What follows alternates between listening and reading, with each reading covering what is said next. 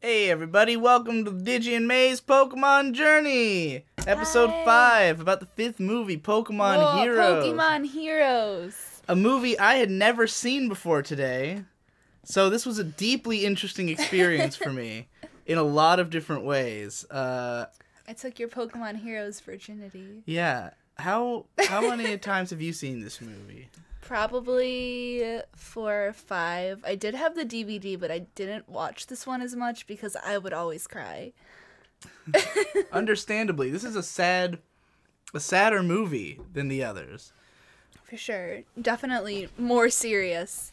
Whereas the Celebi movie was fake sad and gay and shitty, this movie's like actually a tragedy, a Pokemon tragedy, which is kind of ballsy to like actually make it a sad fucking movie, and it's funny too because this movie's sadder than Celebi even though it doesn't ham it up as much. No. Like Celebi's a movie that doesn't earn any of its pathos. It's like a totally boring, shitty movie, and then it has like this really like grim scene of like this dried up Celebi with Ash trying to feed it berries. Yeah, it's trying to make you cry. It has like this one climactic.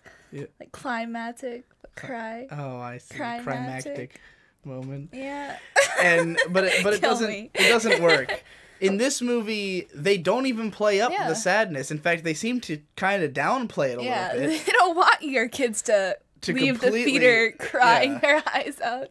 Which they probably did in the fourth movie. Oh, they definitely did. But it's emotional, man. In this one, it's just genuinely a sad thing happens to a character you do kind of care about, at least. So yeah, but we're getting ahead of ourselves. Let's start with the Pikachu. The Pikas.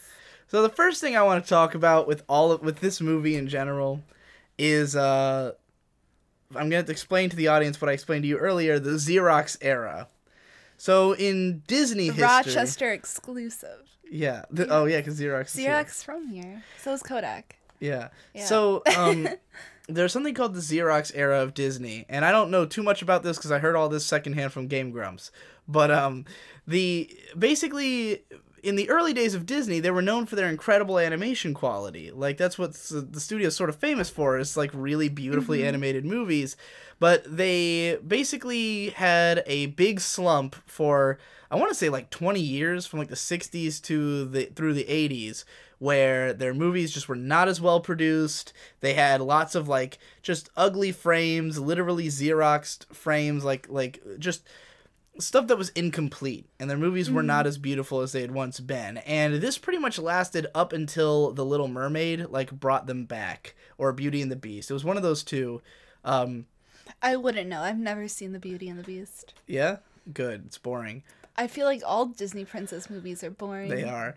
But, like, everything from, like, 89 onwards in Disney is famous. And all the early stuff is famous. But the middle section, nobody remembers. Because that's when, even though, I know some people who insist that those are, like, the best Disney movies tend to be from the Xerox era. Like, the ones with the most interesting stories.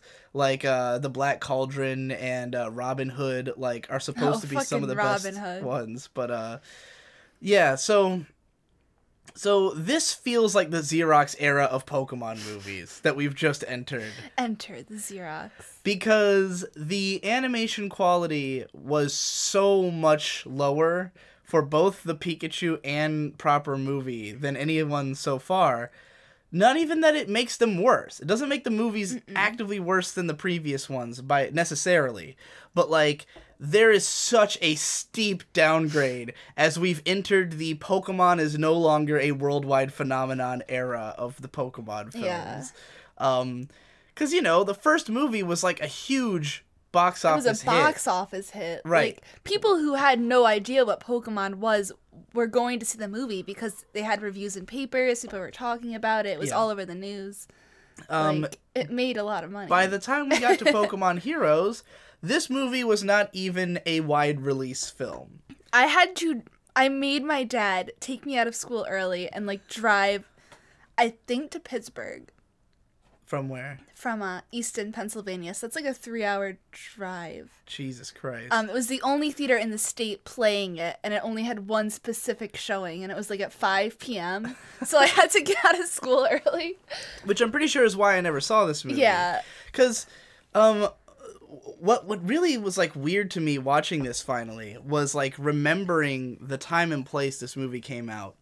Because this came out, again, on the downtrend of Pokemon's popularity and also right as I was losing involvement with it. And, I saw all the first 4 in theaters, and while I considered the 4th movie a disappointment, I did really want to see Heroes. It had Latias and Latios before, like, they were in the advertising for this movie, and Gen 3 was not out yet. So this was a kind of an exciting, like, oh, we're going to learn about the next gen of Pokemon kind of thing. That's definitely why I wanted to see it. Yeah. I was like, what are these fuckers? Like, yeah, exactly. I need to know. And I know that I was excited for this movie because when I was 11, I made a magazine. Or maybe I was 10. No, I would have been 11. I turned 11 in the process of doing this. I lived in Florida. I had no friends. I sat all summer and I had lined paper and a tracing board, a light board. And I would put Nintendo Power issues on the light board and trace the images out of them. And then I would, like, write stuff about all these video games. It was just a Nintendo magazine with all of its information and content derived from Nintendo Power. But because I was trying to make a proper magazine, I put advertisements in it. Oh my god. So I would have full-page ads. And one of the ads I created was for Pokemon Heroes. Like, I made an ad for this movie in my magazine. That was one of the, like, 4 things I advertised. One of them was my album that did not exist, but it was an album for a band I planned to make. And a few other things. But yeah, so, like, I know I was excited for this movie, but then it came out and it never came to any theater near me, so I never got to see it. And I think this is where the downtick happened, where I stopped caring about Pokemon. Yeah. You know, like, this was the era where that movie didn't come out here, nobody's talking about the show anymore. I wasn't that excited about Ruby and Sapphire after playing it for a little bit, and it was just kind of like, okay, I guess I'm done, you know? The anime wasn't good anymore. Pokemon Advanced was fucking lame. Yeah. What really killed it for me was when they changed all the voice actors. Yeah. That was like the nail in the coffin. Yeah. But I still played the games, like, a lot. I just didn't care about the universe outside of the games. Yeah. So it was an interesting era, and I've heard of this. I've heard a lot of people say this is, like, their favorite Pokemon movie. Over the years, because it's sad and it's, like, kind of emotionally, it has emotions, you know, unlike the real some emotions. Of the others. And it is a tragic movie. But the reason I brought all that up is that, Pokemon was on the decline in popularity, and that has a lot of interesting ramifications for this movie, including the Pikachu short. Not only that the animation's way worse, but also for the dubbing. Because unlike previous films, which were full of, like, licensed artists' music, you know, like real music that was popular at the time, this movie just has, like,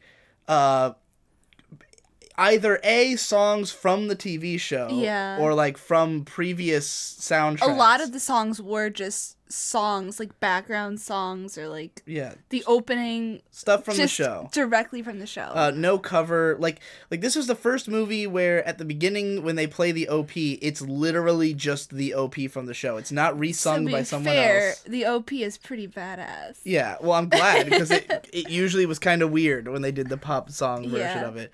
But this one, the Pikachu movie, because each one of the Pikachu movies will have a song at the beginning as well. That's original for the short.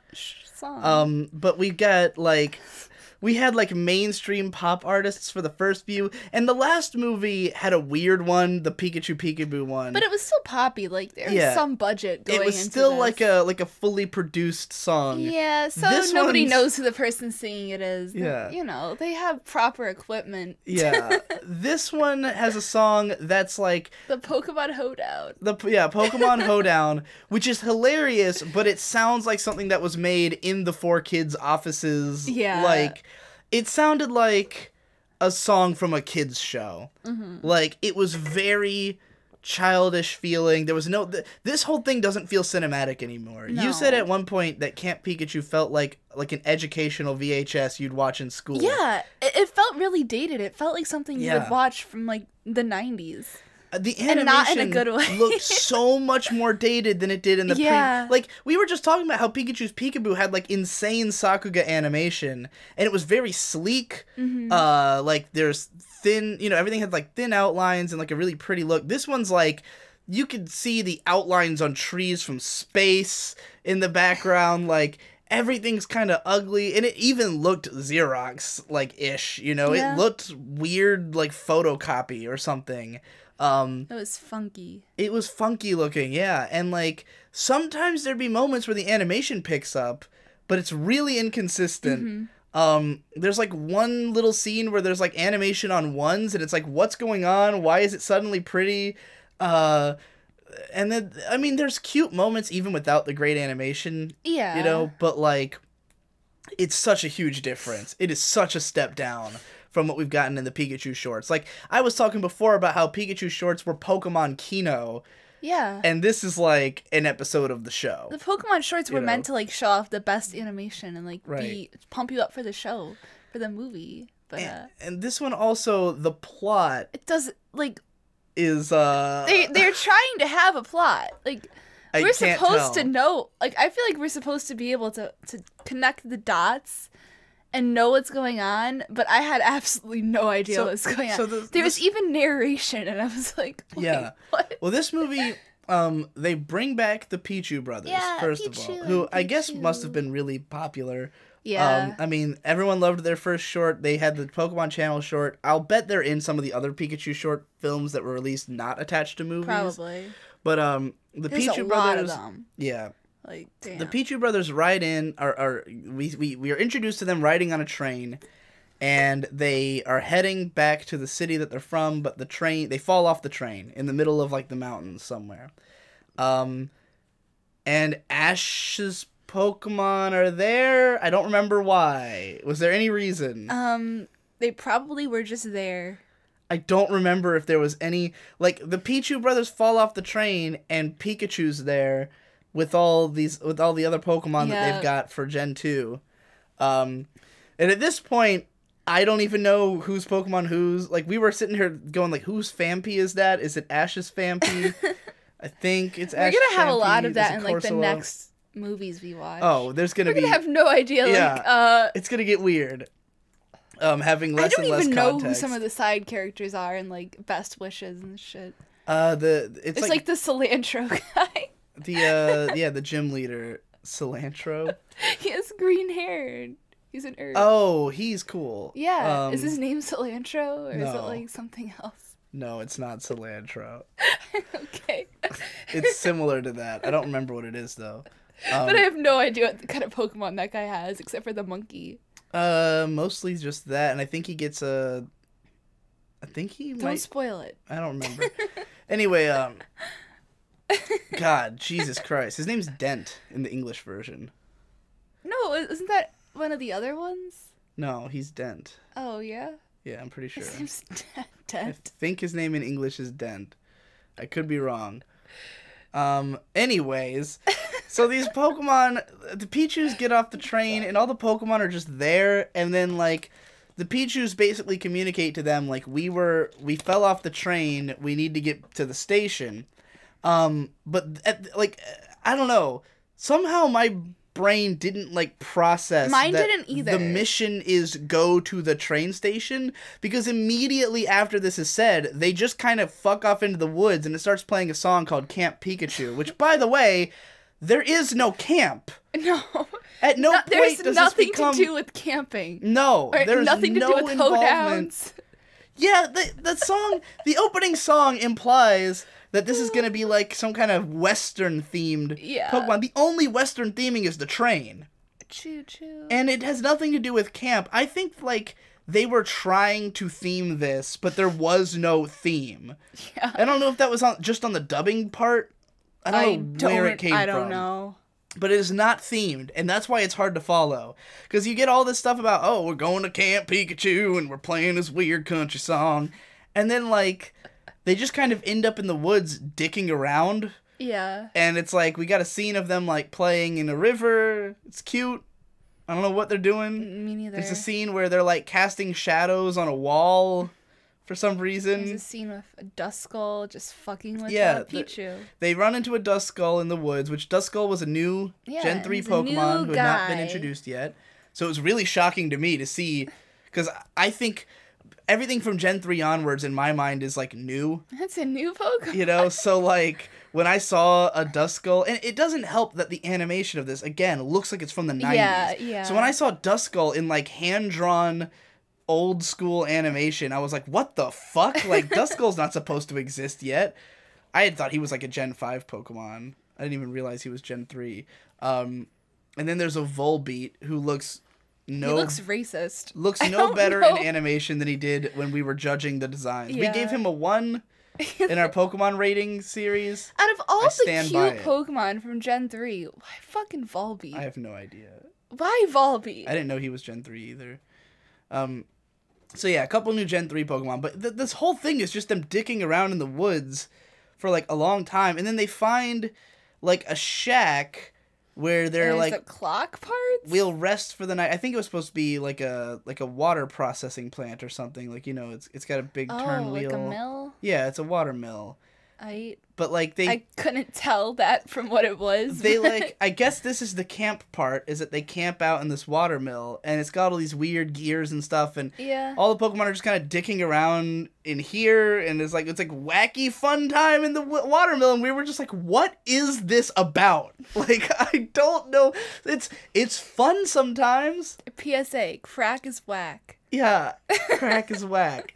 So they play around in this watermill for a while, and then eventually they make it to the train station. And then we get a big, exciting scene of them trying to get the Pichu brothers onto the train, because the train takes off with one of them on board and not the other one, which is a pretty sad moment. You're like, oh shit, oh no, the brothers are getting separated. And they have this big, wacky train chase scene, which is pretty fun. It's pretty fun. It's a little ridiculous. Cyndaquil propels their little train car with his fire blast. Fire, and then, like, they all get sent flying through the air, and, like, Totodile water splashes one of the water fucking guns.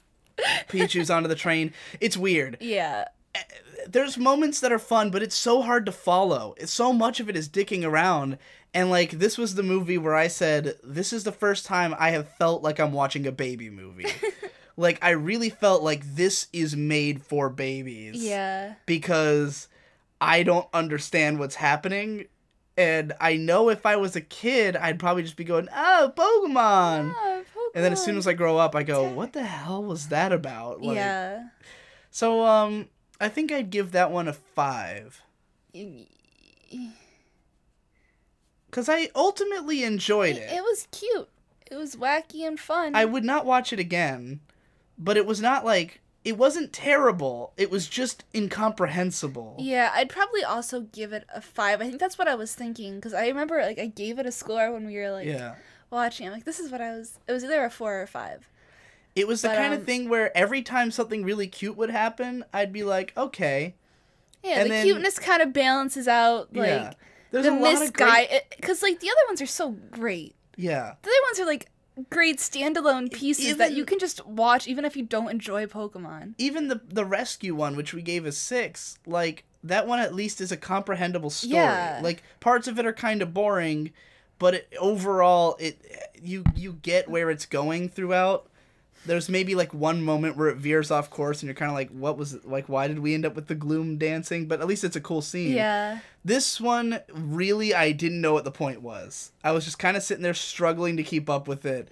And occasionally going, hey, cool, Duskull. Did we ever figure out why General Robert E. Lee created the characters and the story? What?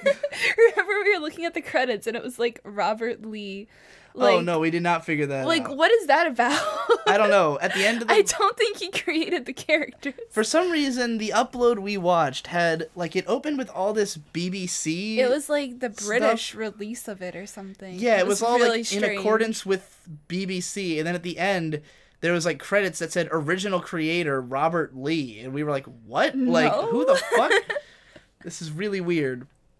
And no, I never got to the bottom of that. I didn't find any information in the very brief Google search I did. Oh, so that leads us to Pokemon Heroes. Yeah. And while this is a much better movie than the short, the Pikachu short, which is rare to say. Yeah. I think I haven't said that since the second movie. Yeah, the second movie. Yeah, that's this is only the second time that I've been like unequivocally this is a better movie than the Pikachu short that came before it.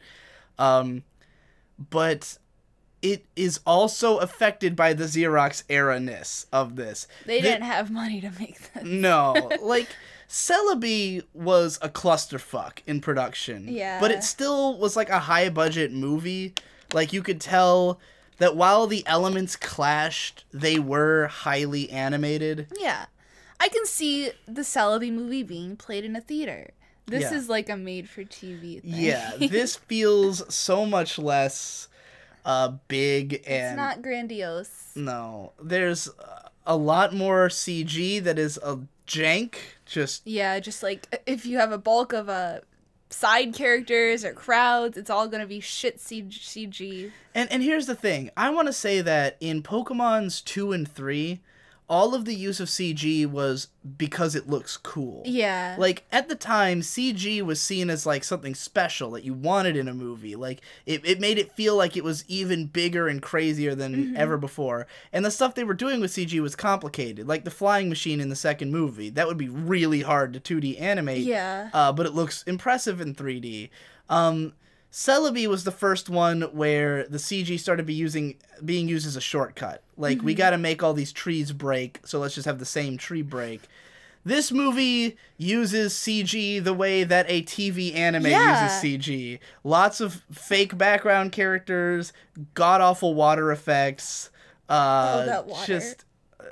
Just it's not a pretty movie. No. Lots of off-model characters who are sometimes off-model for a whole shot. Like, not just in brief in the background, like, in the foreground for 10 seconds. I think that was a majority of, like, the characters on screen. Yeah, it was not pretty, man. It's a little above an average episode of the show, you know? Maybe not the original show is pretty bad a lot of the time, but, like, by this point, the show is at least decently consistent. The show's like picked up in quality over time, whereas the movies had a dip.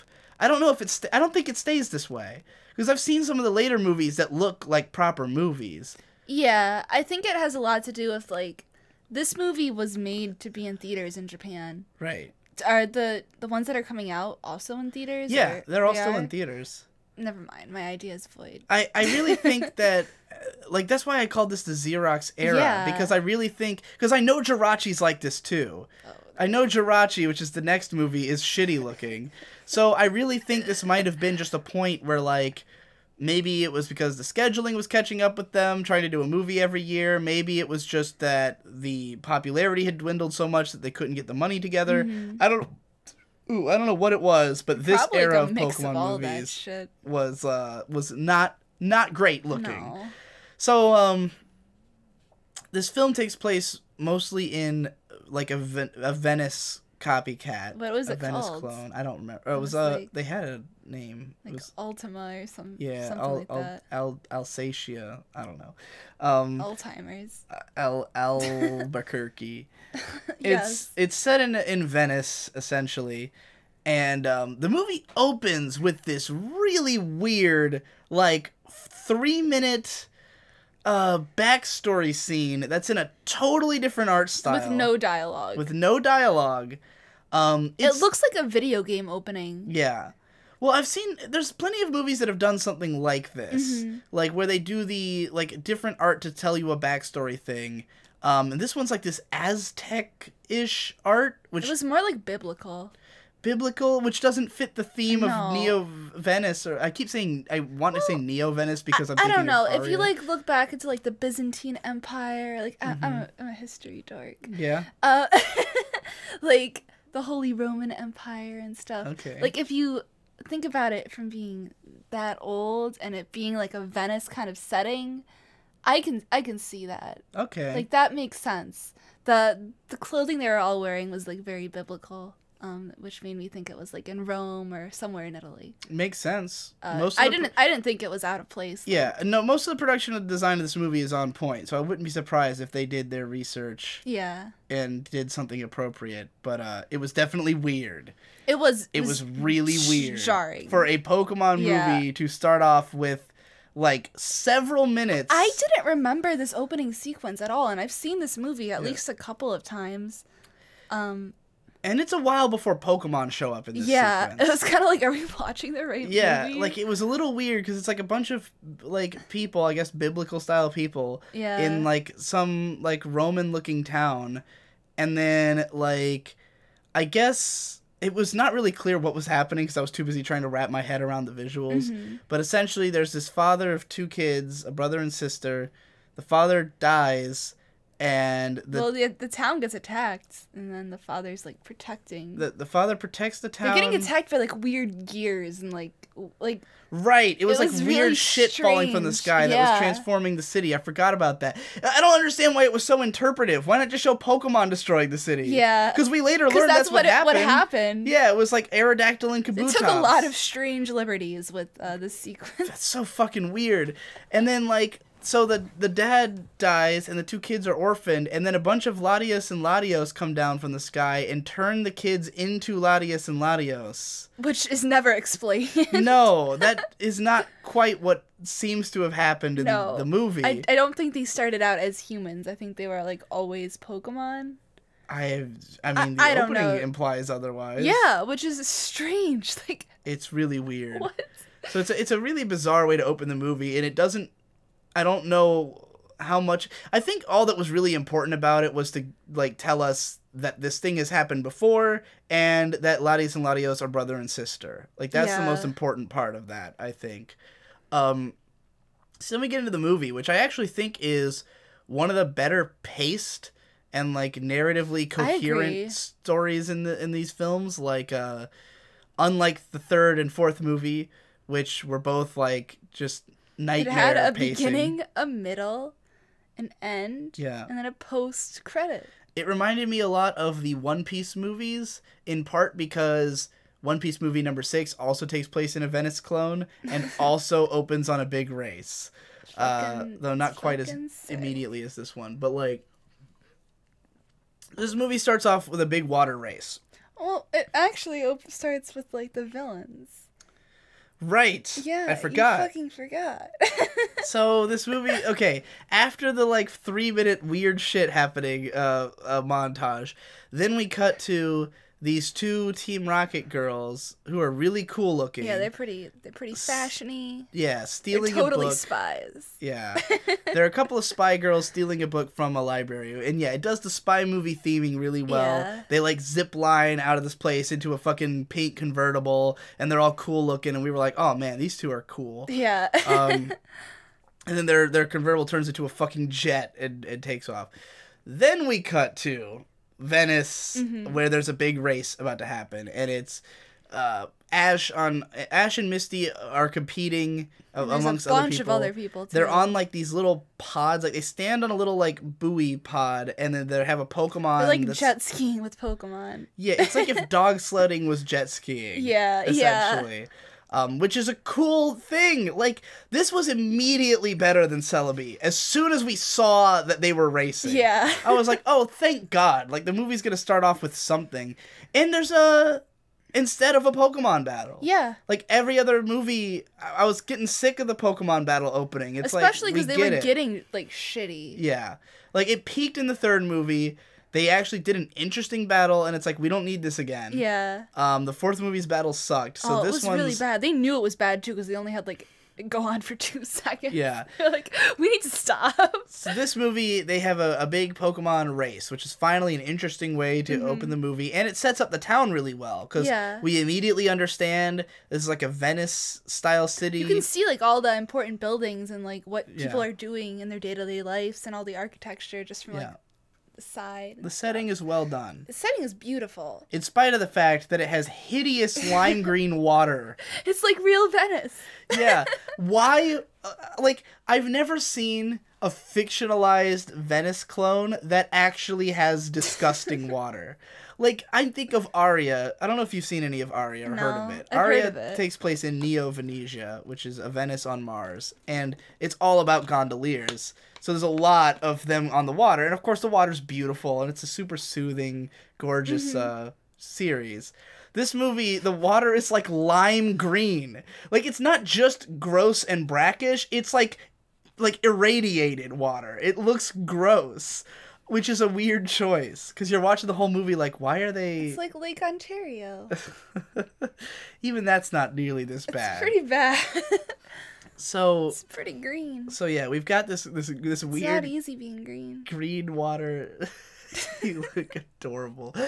Weird green water Pokemon Venice, but they're racing around and it's cool. We are very quickly introduced to Latias and Latios. Like, they're around from the start, but they're like invisible and flying around the city. They're fucking around with the race. And then we've got the Team Rocket girls who are trying to find Latias and Latios because they apparently are the protectors of something called the Soul Dew, which is a gem that they want because it's pretty. Yeah. And they are just thieves. They just like to steal shit. So they're hunting down Latias, and Latias is they're taking... like Giovanni's, like, spies. Yeah, like, according to they're Team elite Rocket. Team Rocket peeps. And they track down... Basically, they have these machines that, like, detect... it's like thermosensors, and apparently Latias and Latios have lower body heat than humans. Yeah, because so they're fucking and they can reptiles? I have no idea. They can disguise themselves as humans. Yes. So there's one of the... Latias is disguised as a human walking around. They quickly find her and, like, attack. And they've got an Ariados and an Espeon. Yeah, which is pretty cool. Both great Pokemon. The ditzy blonde girl has the Espeon, and, like, the conniving, I don't know how you would describe her. Whatever. Purple-haired fucking... Yeah, I think they're both pretty... Keck bitch. They're mostly similar. They're both, like... evil spies. Yeah, well, one's an airhead. The other one is, like, more manipulative. And I think that comes through more, like, later in the movie. I don't know. She's the one using all the technology, like, from That's the beginning. The other one's just like, I just want the gem. Oh, yeah. I guess I didn't, like, parse their personalities enough throughout most of the movie. I thought they were super cool. Yeah, they are really cool, but I kind of thought of them as, like, one entity for most of it, up until the end. But, yeah, so these two, they're trying to trap Latias. Ash gets involved because he happens to see this happening. I kind of skipped over the ending of the race, but, like, Misty it's cool wins, stuff. and then the boy who came in second place, like, wants come to ride fuck. in my gondola. Yeah, he invites her to travel around the city, but she brings her guy friends. He was down to fuck either way. Yeah. I should mention, while they're on the gondola, he shows them this, like, pendant of Latias and Latios. Does that ever come back up? No, it's just, like, a symbol of them. And Misty's looking at it, and she says, I'd love to see the real thing. I bet they're really cool. And then there's, like, 2 other scenes in the movie where someone just describes something as cool. All 3 cases where whatever they're describing is definitely, like, a lot more than just cool. Yeah. Like, cool always seems like a really understated word, and it happens 3 times. What year did this movie come out? 2003 in the U.S.? Something like that, yeah, right? Cool wouldn't have been, like, a massive, like, kid's phrase, You don't right? think so? I mean, it would have been in, like, the 90s. Yeah. I mean, I don't know. It feels weird that they're just like, oh, it'd be really cool. I'm like, know. Cool? It feels like they're Wouldn't they say awesome? I don't know. I don't remember what I was Dope, saying. boss? They probably wouldn't say dope. I feel like that's more of like a 2007 onward kind of thing. Nah, man, that shit's bossa nova. Yeah. Anyway, yeah.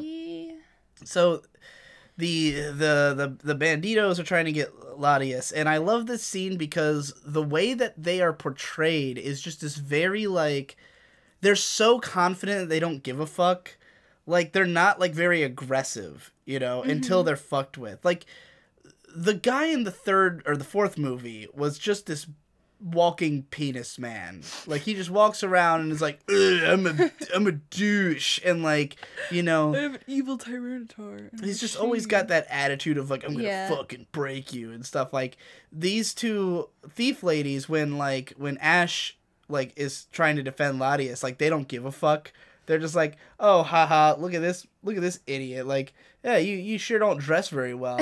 We're just trying to prevent a fashion disaster. Like, they're just being really, like, kind of, they don't care because they don't see it as a threat. They're like, we're too good. We're strong. We know what we're doing. They're very confident, which is what ends up being their downfall. Yeah. Which I love. I love the arc of those two over the course of the movie. It's really interesting. Yeah, but they basically underestimate Ash's Pikachu, who in this movie is actually as powerful as it should be. And, as powerful as they say. Yeah, Ash kicks their asses and absconds with Latias, but then she disappears. You want to describe the next part? I'm having trouble remembering. Yeah, can't remember. Yeah, you go ahead. It's your turn. I think what happens next is they are going to the museum. Uh-huh. And they see like all of the ancient Pokemon in the ground, and the guy's like, "Oh, this one is an Aerodactyl," and Misty's like, "It's a Kabutops, we know, motherfucker." Yeah. and then they show him the machine. Yes, I forgot the machine was established earlier in the movie. I wasn't really paying attention to the lore of said machine. Yeah, it had some like weird ass name. This scene is it's an exposition dump kind of scene. But I would say this movie handles exposition fairly well in that it's not intrusive. Like, the city looks so cool that, like, you kind of just like looking at the stuff. Yeah, like, the scene was more of just to, like, show off this museum than, I don't think anybody gives a shit what this guy's saying. Yeah, which is funny because all this stuff will be reincorporated later. Yeah, but you can catch on without, like... Yeah, but, like, I forgot the machine had been established, Like, I wasn't really paying attention to what was happening. I was just kind of drinking in the scenery and enjoying a Pokemon movie, and then like later on it's actually relevant. So I think that's a good thing. Can we talk about how hideous this dude is? Yeah, the museum curator. Oh god. You described him how? He looks like a character from Mega Man 64, like a townsperson. He is round. He has like strange non-Pokemon eyes. Yeah. And I don't know. Is this what a white person is supposed to look like in the Pokemon universe? Who knows? Maybe. Because everyone has Italian names. Yeah, he's Lorenzo. Lorenzo and Bianca. Yeah. Which I didn't know were Italian names. If it ends in an A or an O or an I, it's either Mexican or Italian. Okay. That's like a lot of letters. That's like a lot of names. Like, well, all Latin, like, rooted names end in a vowel. Like, my name is Amanda. That is a Latin name. Uh-huh. Are you allowed to say your real name I on the podcast? don't give a crap. Why would that matter? So wait, where's your name from? Do you have an Italian name? So to clarify for the sake of this podcast that you are Italian and that's why you know the Italian names and I know a lot about Italian culture because I am an Italian American, but I've never been to Italy. I've never studied like Italian history. My name isn't a good example because my name came from like originally a play. Uh-huh. Where it was like a Roman play and one of the characters was named Amanda. But like a real Italian name like Bianca. Uh-huh. It's very Italian. Okay. I'm trying to think of like other good Italian names. Mario. Giuseppe. Giuseppe. Yeah. Anyway. Yeah, it's Italian. So we are at the museum. Like a spaghetti. I don't remember. I guess they just go to the museum and hang out for a bit. Ash sees what he thinks is the same girl. Yeah, and then, she like takes off because. Yeah, and he like follows her. I don't know why she's running away. Latias is trying to lead him to the secret place. I think. But why is Bianca like? Bianca doesn't, because Bianca just thinks he's some weirdo who's following her around. Yeah, but why did she leave in the first place? Like, I don't think that was her. I think that was Latias drawing. Latias is the one who does the art, right? No, that's Bianca. Are you sure? Yeah, I'm pretty sure. Okay. Well, I don't know. In any case, see, this scene it's a trick scene because we don't know yet that there's a girl who Latias is basing her appearance we don't on. know that like she's an actual person. Like, we know that Latias is taking a human form, but as Ash is chasing her, like, it's been established that she doesn't make any noise. Yeah, like, she can't talk. She is not voiced. She cannot talk. So, Ash is chasing this girl, but then there's like a few little dupe outs, and at one point he's chasing her, and he says like, why are you running away? And she says, I don't know you. And so it's like, wait, why can she talk?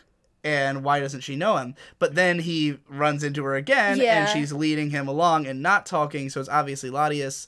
So Latias leads him around the town.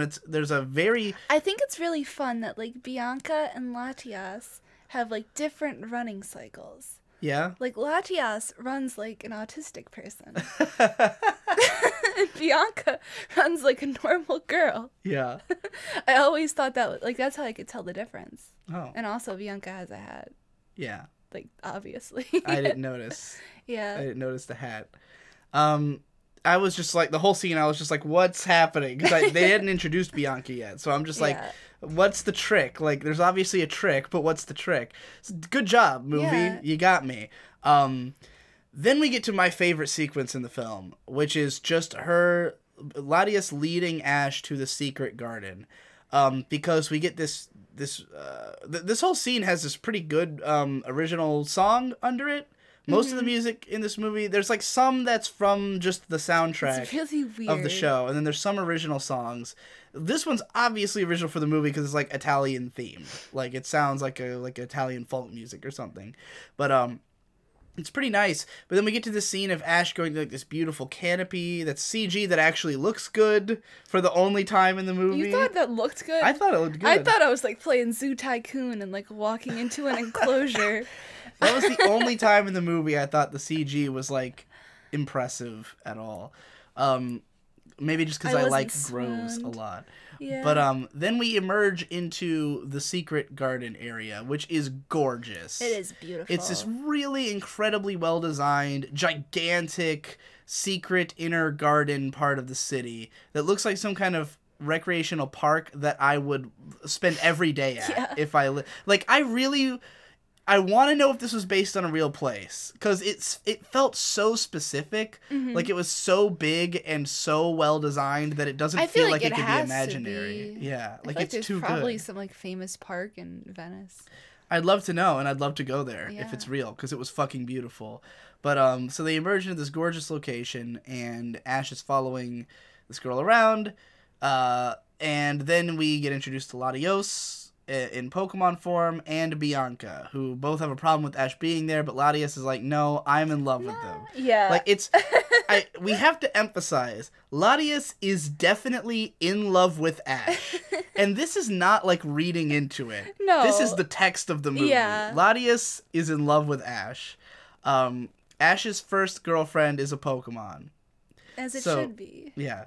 So Latias is like way into Ash. She just wants to hang out with them and play around and have fun. And they have this whole scene of them just like chilling out in the garden having a good time. Cute. It's really cute. But then let's just draw a comparison to like this playful scene to the one from the last movie. Right. With Celebi and fucking Sammy and the gay scene. Even before that, when they were like flying around and like they messed around with his hat. That was supposed to be like the buddy moment that we're supposed to like reflect on. I just thought they knew how to create a relationship and make us like them. There was just more going on this time because Ash had saved Latias from these people, and that's like we have an establishment why Latias likes Ash. That's clear. Yeah. They have a long scene of hanging out.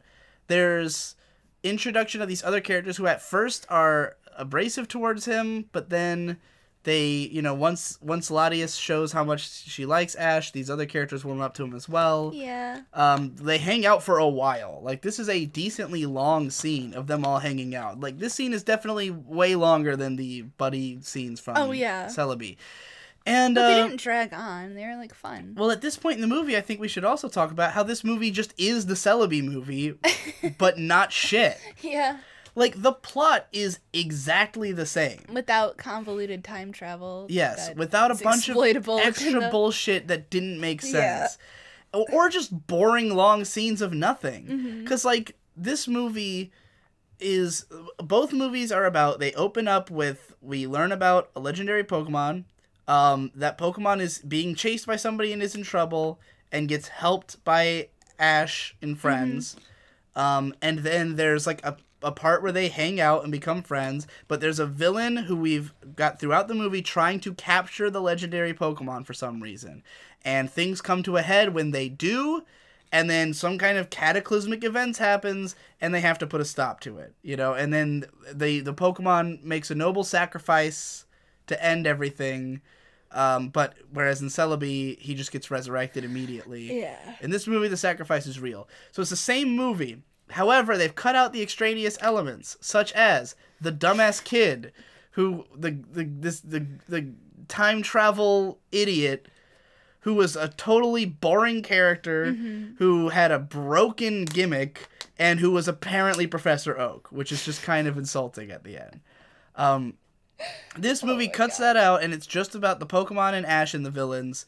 And the villains are way more interesting because they have personality. They're not just some asshole who looks like Judge Dredd and runs around stomping everything. They're like kind of fun, and like they're very fun. You simultaneously like them because they're such fun characters, but they're also like doing some very bad things. Yeah, their Pokemon are straight up hurting people. Yeah, they attack people with their Pokemon, which is kind of rare in Pokemon. Psybeam on Ash. Yeah, it's very rare that you see like a trainer sick a Pokemon on a person in Pokemon. But they do that a lot. They actively use their Espeon to hurt a lot of people, and obviously Ariados to tie people up a lot.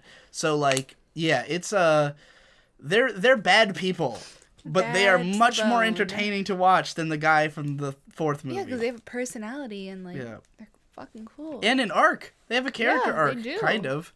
They definitely do. And then you've got the actual Pokemon is like not only are Latias and Latios way cooler looking than Celebi, but they have a more emotional story. There's some background behind them. There's like a reason that they're supposed to be here and doing the things they're doing. You know, like what was the point of Celebi? He was just a rare Pokemon who some guy wanted to catch. He's the voice of the forest. But he's just a rare Pokemon. Yeah, like in this movie, Latias and Latios are protecting the city. Yeah. And like it's a reason for them like to be in the story, to like exist. Like they guard this soul dew, which is their father's fucking soul. Literally. It is literally their father's soul in a gem that is protecting the city, and they need it. They are there for that, you know. So like there's big stakes for catching Latias and Latios. The whole city will be destroyed if they can't protect this gem. So yeah. There's just so much better context into this film's plot, even though it's basically the same movie. And with worse animation. Yeah. And still better. A lower budget, just because it's but better just written better. and tighter paced and like enjoyable. Yeah. Because instead of starting off with like Ash and friends just like boating down a river to some place to a generic CG forest. Yeah, we start off with like a cool race through the street, the streams of Venice. Yeah, it's like a fucking generic CG forest versus Venice. And I should say this movie goes by pretty quickly. It's only 70 minutes long, and we're already halfway through in what we've described so far. Like, it pretty much goes, there's the race scene, there's following Latias around, then there's hanging out in the garden, and that's like half the movie. And it feels pretty quick. So then we get to where the villains, they've followed them in there. They've used their little machine, has taken their little camera robot thing, managed to find its way, which, by the way, the entrance to the secret garden was through an illusory wall, like a straight up illusory wall. So, but the Team Rocket girls somehow figured it out. Did they show us like them getting into the wall? No. They just show the robot in the garden. Okay. They don't really explain how it got there. Yeah, they don't need to, but I was just curious, like, if there's another way to get into the park, or if you have to go through the wall. So then we've got a scene where they break in by, they have their Espeon knock out the guard, the curator guy, the museum dude. In a scene that is staged so it looks like he gets killed. It's awesome. Yeah. And he's okay. He shows up later. But yeah, he's fine, but it looks like he fucking gets definitely concerned about his well-being. Yeah. Like, imagine getting hit by a psychic attack. Like, what would that even feel like? I imagine it just shows you, like, pictures of your mom naked, or, like, your parents fucking. Like, it's all just trauma. Yeah. It's a psychic attack. Yeah. It just, like, red pills you, and you can't take it. So they break in, and they've the two ladies, and there's a pretty dramatic scene of them detaining Latios. Oh, it was fucking barbaric. Yeah, like they really go in, and again, there's no chill. This is such a there's just so many better stakes in the scene because it's both pairs of characters we kind of like. Like Latias and Latios, we've had a lot of time with. To be like see their friendship and see like their brother and sister, and Latios is very protective. Oh my god, I love that he's like the big brother, but I also hate it at the same time. Why? Like this movie's super sexist. But I love it. He's older. It's not just that he's a boy. Is he older? He's like way bigger than Latias. Is it just because he's a boy? In the opening scene, then she was smaller than him. It's just because he's a boy. No, I think he's an older brother. Probably. Who's protecting his little sister. I appreciate it, but I can, You don't care about sexism. I don't give a shit about sexism. Don't fucking lie. So Latios. Maybe I was hoping that Latias would die. Latios is protecting Latias in this scene, and it's like we've already established he's a protective older brother, and so like we kind of have an emotional stakes on their side, but then we also are watching these cool thieves, and everything they're doing is cool because they're just fun characters. Yeah. So it's a great battle here. The battle's really cool. They have like some awesome sequences. Yeah. And like there's also a great communication between Latios and Latias where like it takes a second to process it because neither one of them can speak, but Latios is telling Latias to run. Like he's saying, like he keeps jumping in front of the attacks and saying like go, and Latias is like given like that I can't leave you, and he's like you need to leave, and it's like this is all communicated through which is the only noise they make. It's a little obnoxious. Which makes it even more sad. Yeah. So it's like fucking dolphins. So Latios and Latios gets captured, and the girls drag him off on their Ariados. Off to the museum where the big machine is. It's Ariados. And Latias flies off to go get Ash and friends. Reveals itself to them. And then, Latios is used to power the big machine, which the purple-haired thief girl takes control of. And this is where we get sort of our arc. So the cage that they contain Latios in is the same one from Pokemon 2000. 2. And that, I think, is intentional. Yeah, it definitely is, because in the credit sequence, they show a picture of the guy. Yeah, like, these two girls apparently they are inspired by the guy from Pokemon 2000. Which is incredible. Yeah, we see them, like, reading a book with pictures of him and his collection, and they're, like, talking about stealing it in the end credit scene of the movie, which is really interesting. But, yeah, they're using the exact same contraption that contained the mystical birds. Latios is being used to power this giant fucking machine thing, which, when the girl gets inside of it, she basically has control over the city. Like, this machine is some kind of defense mechanism for the city, but can be used for evil. I guess. Yeah.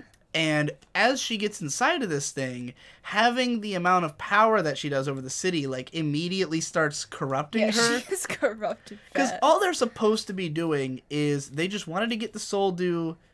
Like, I thought they were just after that. Like, I think they wanted to get Latios and Latias for, like, Giovanni. Oh, maybe. I think they wanted the Pokemon and the Soldu. But they I know that the blonde girl just wanted the Soldu. They said they were okay with just getting Latios and the Soldu. But then, once because Latias is weak as fuck. Yeah. It's not even a good Pokemon. But once she gets in the machine, like, having all that power and control, she's like, I'm gonna take over the world! Because she's just, like, lost it. And even the other girl's like, this is a little much. I'm not sure about this. They had a little extra over there. I just want my gem. Yeah, so, things get out of hand. And she resurrects Aerodactyl and Kabutops, and fucking starts fucking up the city. Sick 'em on Ash and and there's a really cool sequence where she like she says like she's gonna shut down the city. Put the city in lockdown. Yeah, and so it just starts showing like a weirdly long sequence of it goes on forever, but it's awesome. It's just this really long sequence of like bars like. And so the patterns that they go in are really interesting. Like, yeah. From an architectural, like, standpoint. It'll be like, it'll show, like, an alleyway, and then, like, a bunch of, like bars come and, like, close it, but in, like, a cool pattern. Yeah. And the pattern's always different. Yeah, like every single time. And that's what makes it cool. It's really neat. Like, I'm just kind of mesmerized, because it looks awesome. They go really fast, and it's, like, just all these pattern bars. Like, that scene where, like, Ash just jumps right at the last second, when then, like, the arrows, like, come out. Yeah. That blew my mind. I was like, holy shit. Yeah, it's a cool sequence. Ash could have died, and he was just like, I'm okay. It's just so weirdly specific. Like, why put so much focus, both in animation quality and in, like, the time spent in the film, on this scene of just, like, bars closing? Yeah. But it's really cool, so I'm kind of glad. It's really fun to look at. I think they're just like, oh, this is an opportunity to just, like, throw some cool shit in. I guess like maybe they did some of it and like everyone involved in the project was like, oh, we need more of that. Like, that looks cool. You should do a lot of that. It's dope. And they were like, okay. Or maybe it's just somehow really easy to do so they could fill time with it. I don't know. It's cool though. So then there's pretty much just a long scene of like Ash and Latias trying to get to Latios and the control room and save everybody. Because Bianca and Lorenzo are tied up. Latios is powering the big machine. Latias has got to get in there and help him. So they're heading to the museum. And in the meantime, like, the crazy girl's just wrecking everything. Yeah. And eventually they do show up and they help them. They get Latios out. They save the people. And everything seems fine. Like, the thief girls... Now, here's my favorite part of the narrative of the movie... is when they save Latios, and it seems like everything's okay, the thief girls are sitting there, and, like, the blonde girl's like, hey, man, you got a little out of hand up there. Like, I guess we should skedaddle, haha. Like it's no big deal. Yeah. And if this was a movie with a happy ending, this would be where it ends. Yeah. They would just go. Even before this sequence, there was a part where the machine had gone out of control, and it traps, which is kind of a scary moment, when it shows the girl who's all like, I'm in control of everything, ha ha ha, and then all of a sudden the machine, like, just shuts on her and fucking starts going crazy, and I was like, oh shit, like, it's kind of, like, shocking and dramatic, so it feels like a climactic scene. And then they come in, and Ash and they save Latios, and, like, the machine shuts down, and the girl says to the other girl, like, haha, let's skedaddle, and it's like, in a happy movie, this is the end. They save the Pokemon, the two criminals just fuck off, because, like, they've caused a lot of problems, but ultimately everyone's okay, so they get to leave. But that's not what happens. Because one of the thief girls tries to take the Soul Dew out of the machine, but it's already been corrupted. And when she touches it, it goes... The machine goes haywire, and they both, like, get locked inside of it. Yes, and then the machine's just like, I must destroy all human life. Yeah, it, like, fucking starts wrecking the town. Yeah. So it takes all of the water out of the town. Yeah, well, it takes all the water out of the town and then has it come back as a tidal wave. Yeah. So a giant tidal wave is going to come destroy the city, and, like, there's nothing anybody can do about it.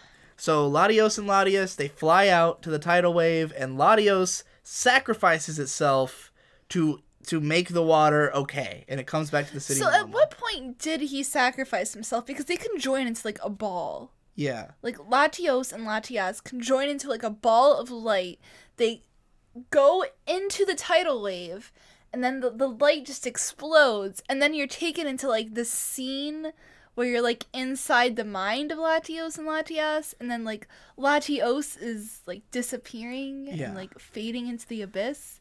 And I was just like, what the fuck just happened? Like, it's cool. Like, it's such a better sequence than the Celebi one, because this is the same sequence. Sure. This is the Latios is saying goodbye, but it's done in a very like it's gonna be okay kind of way. Smiling. Yeah, he's Latios is like, I'm sorry, I've gotta go, but I'm saving the day. You're gonna be okay. Everything's gonna be fine. And then he beam of lights, and he's fucking gone. He's fucking gone. He's dead. That nigga dead. That is a dead Pokemon. Is that the first time Pokemon's died? Besides Entei? Yes. Entei was an illusion. But he was still real. But he was an illusion. He was Papa! But this is a dead Pokemon. Well, I guess it's not... I mean, its soul is still around, just as a fucking rock. Okay, what happened to the dad Latios? His soul is gone. His soul's gone, yeah. Daddy Latios is definitely gone. His soul gem, his soul dew went crazy for whatever reason, and he's fucked off. But what does that mean? I don't know. He was already dead. He's gone. His soul dew's double dead. So Latios sacrifices itself, the water recedes, and everyone's like, oh, where's Latias and Latios? And they sail out, and Latias is brought to them on the back of a mantine? Was it a mantine or was it the baby of the mantine? I don't know. It was big. It was big, but I think it had to be a mantine because mantine is like Gen 4. Okay, so a mantine sails over with the Latias, and they get it, and they learn Latios is gone. But as Latios' soul is departing the earth, they use, because they have a power where they can share their sight. Like, Latios and Latias can see the same thing at the same time. Twin powers. And they can also imbue the people around them with this sight, which has been used a couple times in the movie. So at this part, they use the twin sight, and they can see themselves, like, leaving the earth. Like, they are a soul traveling up into the sky, but then it all goes black, because he's dead. Yeah. His soul is dead. But the soul has now crystallized as a gem, and they have the soul dew, a new soul dew to power the city. And they put it in the thing, and they're like, you're now in control. I'm gonna cry. Latios, your dead ass is gonna power this city. So they put his soul back in, and the two. Here's what I love about the arc of the two thief girls. They're still trapped inside the machine, and like we know, okay, well they're fucked because they're obviously gonna get taken away. And then in the credits, it shows them in prison. And I love that because there was that scene where they almost got away with everything, where it was almost because they weren't really like maliciously evil people. They weren't trying to kill Latios and Latias. No. But the things they did were evil. Yeah. You know, like at the end of Pokemon 2000, the guy just kind of gets away. Like he has his Mew card and he's like, I'm going to start over again. And you kind of get the feeling maybe he's seen the light, but there's no punishment for him nearly destroying the world, you know, because nobody died. Yeah. But with these two, it's like, no, there were consequences for this. Like, being a greedy asshole and not caring about anybody else, like, even if you're not actively trying to murder people, like, there are consequences for being a dick. Someone died. You have to go to prison, you know? Like, the movie makes sure you know they did not get away with making you feel those feelings you felt. They didn't just get to fuck off, because you would be mad. You would be like, no, bring those two back and put them in fucking prison because they're killed Latios. They're adorable in fucking prison uniforms too. Yeah, and it's and they're so like it's that simultaneous like I still love them. Like even after they're in prison, it's still like, oh, you dumbass bitches, like you great idiots. But yeah, they go to prison in the credits, and that's great. So that's basically the story. Now, on the one hand, I think it's a good story. It's a good idea, executed much better than the previous film. It's more emotional, but I wouldn't say it's like as deep as maybe the first movie, you know? Yeah. Like, it doesn't have that, like, gravity of, like, what the subject matter is. Yeah, it doesn't have, like, this great moral or ethical, like, question, and you have to, like, think about, you don't really think about the world afterwards. No. You're just sad because Latios is I don't know if I think about the world after the first Pokemon movie. No, but I mean, like, if you're a kid, you're probably like, oh, yeah, it's got something to say, at saw least. The light. And just the way Mewtwo's backstory was done just felt so much like so intense and like real. And the second movie is like a better like cool action movie. This movie has at least some emotions to it. Yeah, I would say it does. And it's well like scripted. It's well paced. But it does leave me with a lot of questions, and I think a lot of them have to do with the production.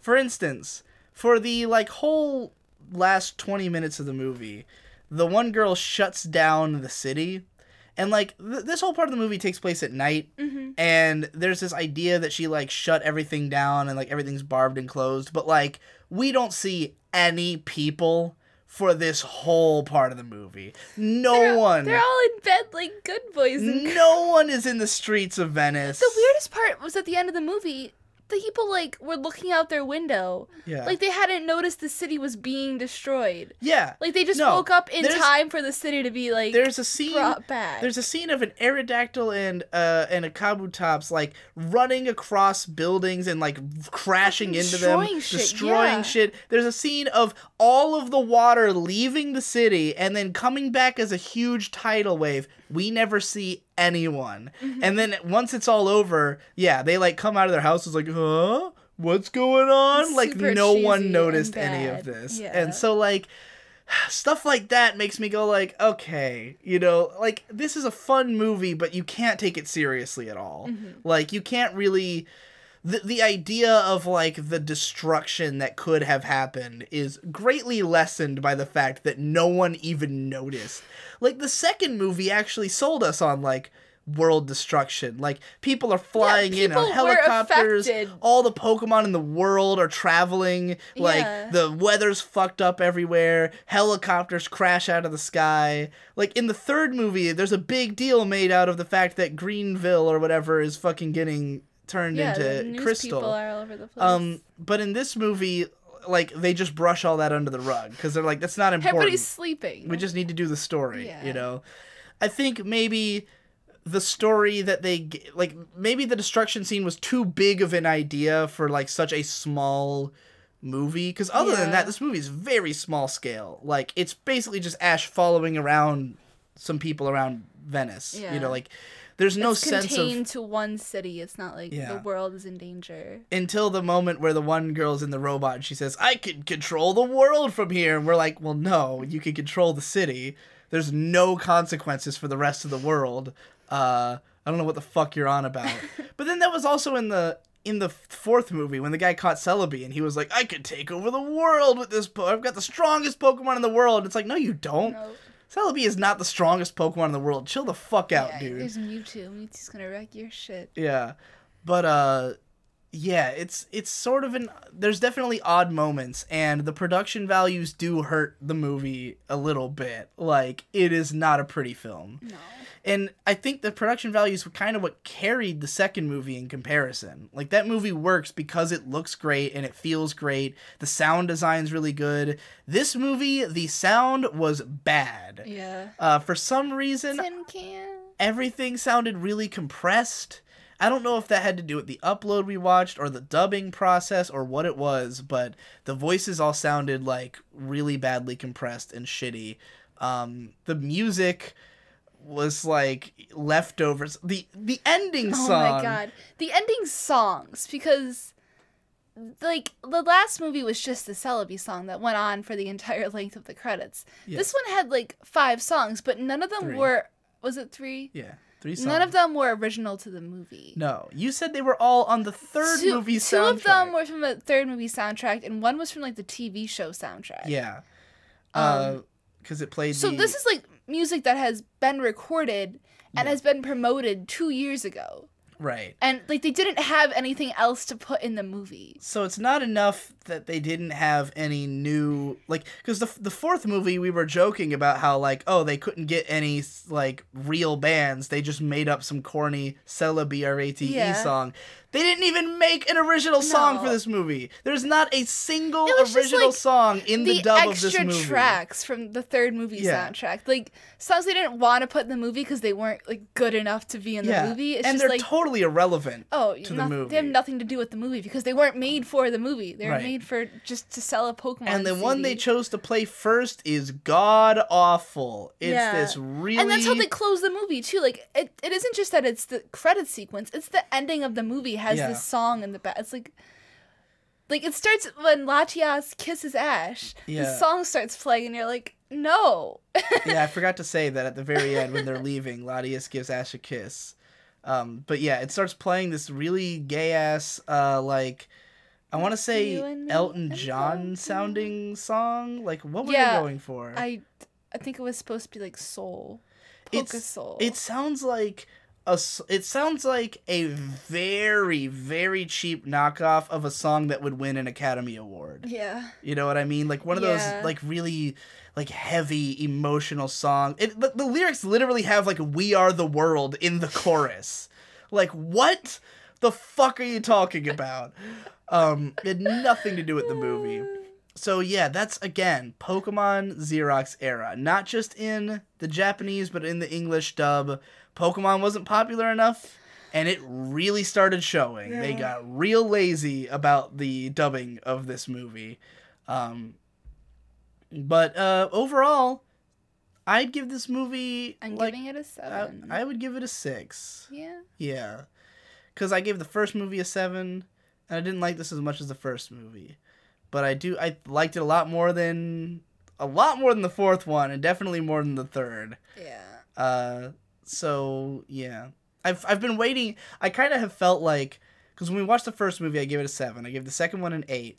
I gave the third one a 5. And I was really waiting for something to fill in the 6th slot. Like, I knew something was going to be... I knew one of the movies was going to be my 6 out of 10 Pokemon movie. But the Celebi one took things so far down to the level of a 2 that, like, this was a big rescue. You know? Like, it was definitely a huge, like, oh, thank God it's not as bad as the last one, you know? But, like, the production values being so bad, like, really did hurt it for me. Like, I think if it looked good, it would be a 7, you know, for me. But, it just looks so bad. Yeah. Like, I tried to weigh it less on, because, like, I know they have a lower budget for this movie. It's not gonna be able to be, like, a visually and, like, sound-wise as good as, like, the earlier movies, but I thought the characters were really fun, and I thought it was, like, a really solid story. Yeah. Like, I don't know how often I'd watch this one, though. Yeah. Like, the first 2 movies, I feel like I could still throw on, like, any day and just totally be in love with it. Mm-hmm. This movie, I felt like, is more...